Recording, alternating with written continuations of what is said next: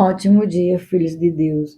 Nosso devocional Pedras Preciosas do grego, autor Rick Renner. Hoje, 16 de julho. Título: Idolatria e Feitiçaria. Texto base: Gálatas capítulo 5, versos 19 e 20. Ora, as obras da carne são conhecidas e são prostituição, impureza, lascívia, idolatria, feitiçaria. Quando as pessoas ouvem a palavra idolatria, quase sempre imaginam uma grande estátua de pedra esculpida de um deus pagão, com nativos selvagens dançando nus à luz de uma enorme fogueira queimando em sua base. Porém, era isso que o apóstolo Paulo tinha em mente ao incluir idolatria em sua lista das obras da carne? A palavra idolatria provém da palavra grega eidolatria, que significa culto de ídolos. É, porém, composta pelas palavras eidolon e latria.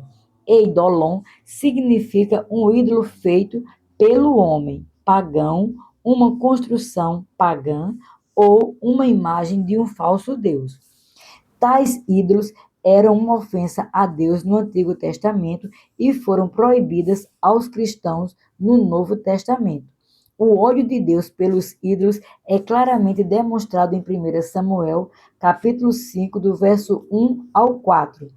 Os filisteus capturaram a Arca da Aliança, que representava a presença de Deus, e a puseram em uma elevação do terreno, ao lado de um ídolo do deus pagão chamado Dagom. Quando os filisteus entraram em seu templo pagão na manhã seguinte, a Arca da Aliança permanecia firme na elevação, mas a estátua de Dagom estava no chão. Os filisteus colocaram o ídolo no lugar, porém na manhã seguinte encontraram Dagom caído no chão novamente, virado para baixo, com a cabeça e as mãos cortadas. Deus se recusou a compartilhar espaço com o falso Deus.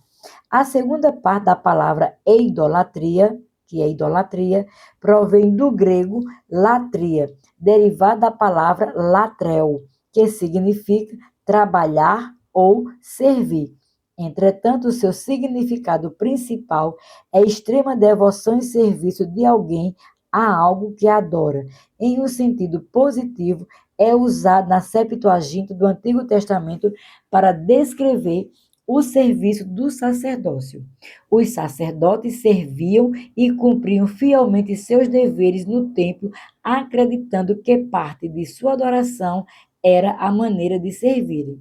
Em Romanos 1,9, Paulo diz: Porque Deus, a quem sirvo em meu espírito no evangelho de seu Filho, é minha testemunha. A palavra sirvo é a palavra grega latreu, que significa que, assim como os sacerdotes do Antigo Testamento, Paulo considerava o seu serviço a Deus como parte de sua adoração. Como sacerdote do Novo Testamento, o serviço de Paulo a Deus era o objetivo mais elevado de sua vida. Essa é a razão para ele servir a Deus com todo o seu espírito, porque servir a Deus exigia seus melhores esforços, seu melhor trabalho e toda a sua atenção. Era assim que Paulo via sua adoração e serviço a Deus. Ao escrever Romanos 12:1, Paulo usou novamente a palavra latreu.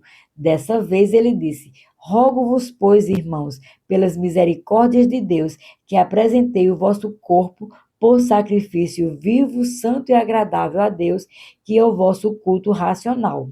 As palavras culto racional provêm de latreu. Isso implica que, em função de tudo que Deus fez por nós, é justo e razoável que nós o sirvamos com toda a nossa devoção.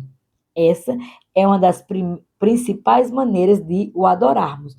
Por isso, quando Paulo declara que sujeitar nosso corpo como sacrifício vivo é o nosso culto racional, ele nos diz enfaticamente que é razoável que façamos nossos melhores esforços e demos nossa total atenção para servir a Deus. Entretanto, quando a palavra latreu é anexada a eidolon, forma-se a palavra idolatria, que retrata a adoração de ídolos ou simplesmente idolatria. O ato de idolatria ocorre quando um indivíduo dedica sua total atenção, devoção, paixão, amor ou compromisso a uma pessoa, um projeto ou um objeto e não a Deus. Quando algo diferente de Deus ocupa o primeiro lugar na mente dessa pessoa, ela entrou, pelo menos em certo grau, no pecado da idolatria. Se você não mortificar a carne pelo poder do Espírito de Deus, não demorará para estar se preocupando com outras coisas que roubam a devoção e a paixão que devem pertencer somente a Jesus Cristo. Se você não for extremamente cuidadoso, sua família, cônjuge, pais, filhos, amigos, trabalho, sonho ou visão, profissão, bens, escola, atividades da igreja ou mesmo seus próprios talentos irão se tornar involuntariamente o foco de sua adoração e seu serviço. Você irá se encontrar servindo em seu próprio sacerdócio, aplicando seus melhores esforços e sua total atenção ao cumprimento dos seus interesses pessoais. Por isso, permita-me perguntar: no que você pensa mais do que em qualquer outra coisa? O que consome a maioria dos seus pensamentos? Para que você vive? Provavelmente sua resposta irá lhe dizer o que você mais adora em sua vida. Você não precisa possuir uma estátua de pedra esculpida de um deus pagão em sua sala de estar para ser um idólatra. Se você estiver tentando colocar qualquer outra pessoa, projeto ou objeto de sua vida no mesmo nível de Deus, provavelmente está cometendo uma forma de idolatria. Se for esse o caso, não demorará para que Deus faça algo a respeito. Assim como empurrou Dagom para baixo e decapitou em 1 Samuel capítulo 5, do verso 1 ao 4. Deus fará algo radical para obter a sua atenção. Ele irá ensinar a você que não está disposto a compartilhar a sua posição de senhorio em sua vida com qualquer outra coisa ou pessoa. Certifique-se de que Jesus permaneça o foco principal de sua vida. Deus não é contrário a você possuir qualquer uma das coisas mencionadas anteriormente: família, cônjuge, pais, filhos, amigos, trabalho, visão, profissão, bens, escola, atividades da igreja ou talentos pessoais. Mas é contra qualquer uma dessas coisas possuir você. Jesus prometeu que se você buscar primeiro o reino de Deus, ele irá assegurar que você tenha todas essas outras coisas. Mateus 6,33. Portanto, recuse-se a permitir que a sua carne o leve à estrada da adoração de si mesmo, da família ou de qualquer coisas materiais a ponto de você cometer o ato de idolatria. Feitiçaria. Agora, passemos ao assunto da feitiçaria. Na sequência, Paulo lista esse item como uma das obras da carne. A palavra feitiçaria provém do grego farmakeia, que significa medicamentos ou drogas que inibem a personalidade de uma pessoa ou alteram o seu comportamento. Nós a chamaríamos de psicotrópicos. A palavra grega farmakeia é de onde provém as palavras fármacos e farmácia. Era usada em ligação com feitiçaria, magia ou bruxaria. Mas por que essas palavras foi usada em conexão com feitiçaria e por que Paulo a usaria para descrever as obras da carne? Quando a Igreja de Jesus Cristo estava sendo estabelecida no primeiro século, o paganismo ditava o Império Romano. Eram religiões pagãs, demoníacas e tenebrosas, das quais uma característica proeminente era o uso de drogas para alterar o estado mental das pessoas. Os adoradores pagãos iam aos templos pagãos para encontrar alívio de suas enfermidades estresses mentais ou infinidade de outros problemas pessoais. Em vez de confrontar as reais necessidades dos adoradores pagãos e identificar soluções reais para os seus problemas, os sacerdotes dessas religiões pagãs derramavam drogas alucinógenas em frascos de vinho, agitavam e então davam a mistura aos adoradores para que bebessem. Depois de estes estarem medicados e sob a influência dessas drogas alucinógenas, os sacerdotes os mandavam para casa, dizendo-lhes que se sentiriam melhor. Entretanto, quando passava o efeito da droga, os adoradores continuavam enfrentando os mesmos problemas ou outros piores. A única maneira de aqueles buscadores encontrarem alívio de seus problemas era retornar várias vezes aos tempos pagãos para obter mais doses de drogas. As drogas davam ao povo alívio temporário, mas não ofereciam uma solução permanente. Os sacerdotes eram impotentes para curar e incapazes de resolver os problemas de alguém. Tudo o que podiam fazer era continuar encharcando os adoradores com mais drogas, alterando assim temporariamente seu estado mental e dando-lhes um breve descanso de seus problemas e dores. Aqueles sacerdotes eram charlatães que tentavam literalmente hipnotizar as pessoas para acreditarem que seus problemas haviam desaparecido. Porém, a verdade é que eles nunca lidaram com a raiz dos problemas e, portanto, nada fizeram além de prolongar a dor daqueles que eles fingiam ajudar. Com isso, se aplica a você e a mim nos dias atuais, já que as pessoas da nossa sociedade moderna já não vão a templos pagãos para adorar.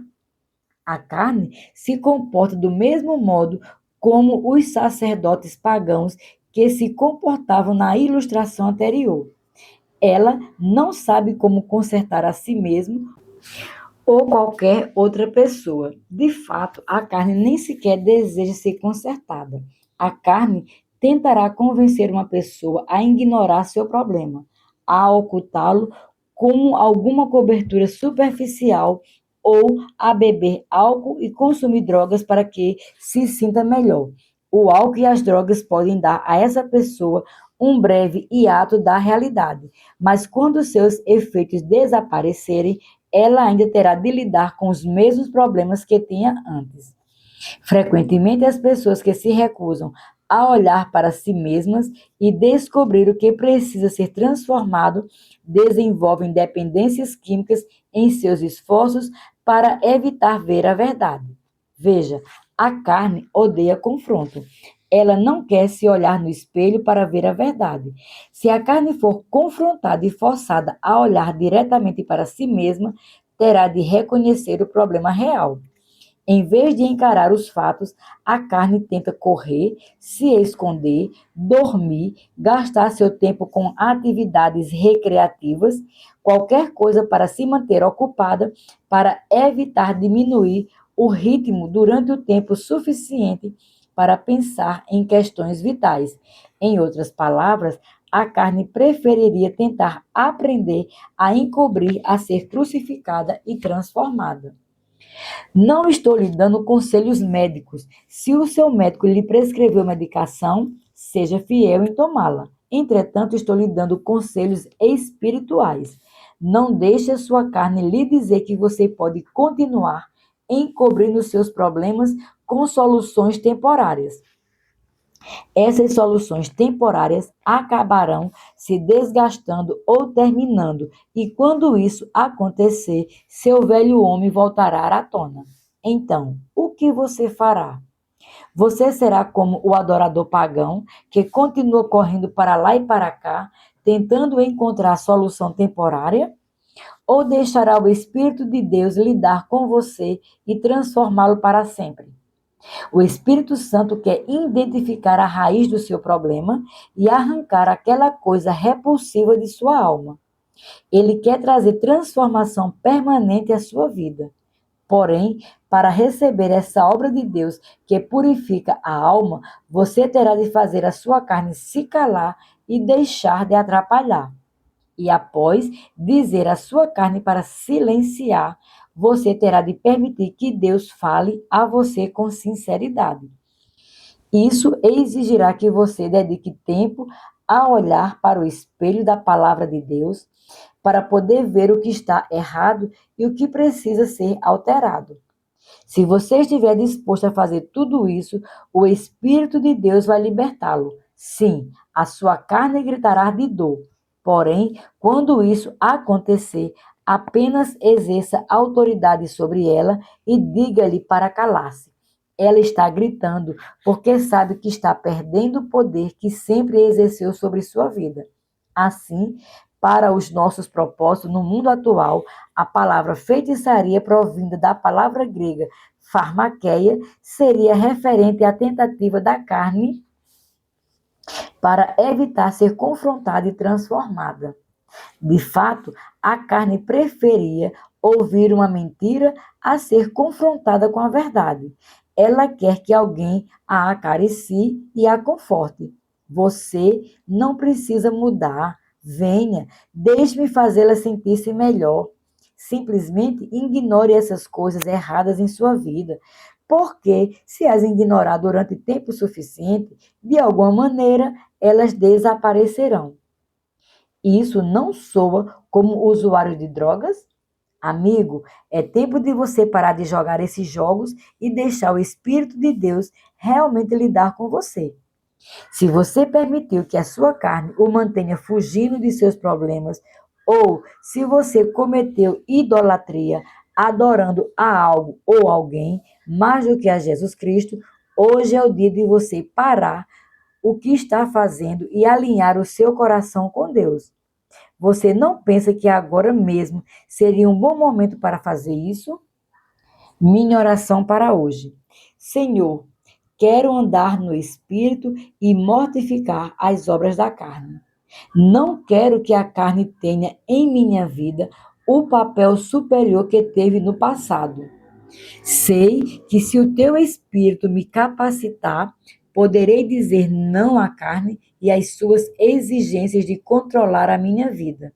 Estou cansado de lutar repetidamente com os mesmos velhos pecados.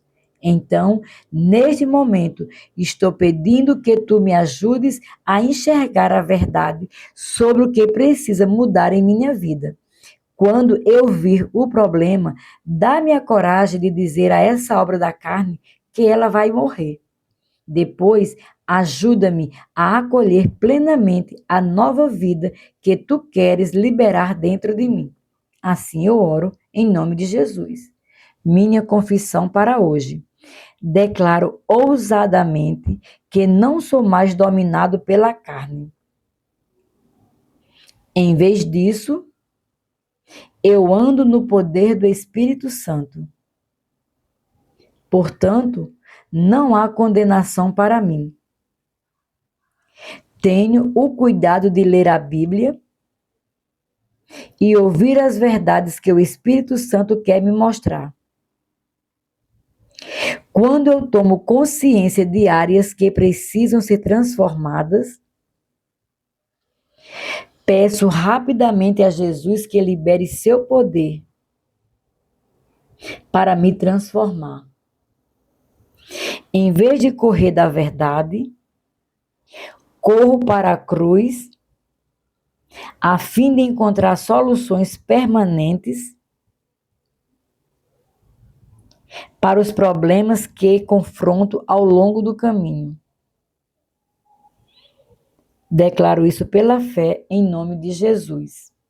Para refletir, há em sua vida alguma coisa que você adora mais do que Jesus? Não minta para si mesmo em relação a isso, porque de qualquer maneira Jesus conhece a verdade. Porque você não dedica alguns minutos a pedir ao Senhor para mostrar-lhe qualquer coisa em sua vida que você adore mais do que a Ele? 2. Você já conheceu uma pessoa que se recusava a enxergar a verdade sobre a si mesma? Em vez de enfrentar a verdade e acolher a mudança, essa pessoa corria de um lugar para o outro, ou de uma pessoa para outra, tentando encontrar a certeza de que estava bem e não precisava mudar? 3.